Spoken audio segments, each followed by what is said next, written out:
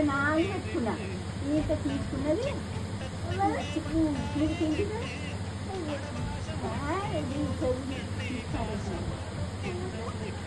ఎందుకది నీకు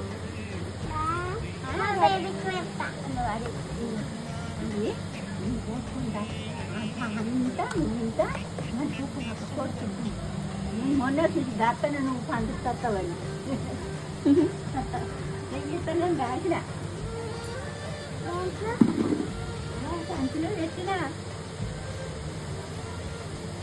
అమ్మమ్మ వచ్చింది కదా అమ్మమ్మ వచ్చింది కదా చూసిన